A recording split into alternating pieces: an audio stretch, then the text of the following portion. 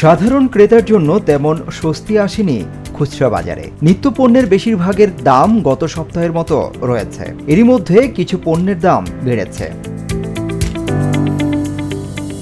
সহজ ভাষায় নিত্য পণ্যের দাম এখনো সাধারণ মানুষের নাগালের বাইরে রয়েছে।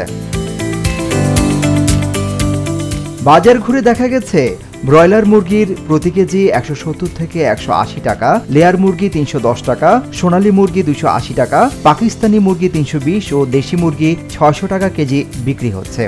আর পাতি হাঁস বিক্রি হচ্ছে 550 থেকে 600 টাকা কেজি দরে।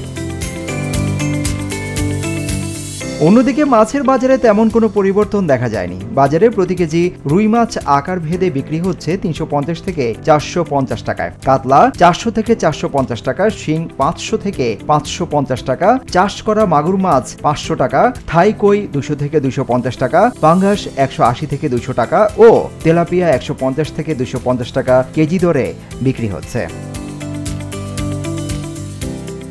সুখের কথা, গত কয়েক মাসের মধ্যে সবজির বাজারে সামান্য স্বস্তির সুবাতাস বইতে শুরু করেছে।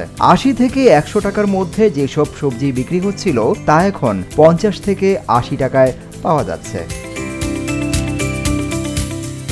দেখা গেছে খুচরা বাজারে গরুর গোশত 750 থেকে 800 টাকা কেজি ও খাসির গোশত 1000 থেকে 1100 টাকা কেজি দরে বিক্রি হচ্ছে। এমন চড়া দামের কারণে গোশত কম আয়ের মানুষের কাছে অনেকটা কল্পনার বস্তু হয়ে উঠেছে। সিদ্দিকুর রহমান রুমন, হ্যালো বাংলাদেশ, ঢাকা।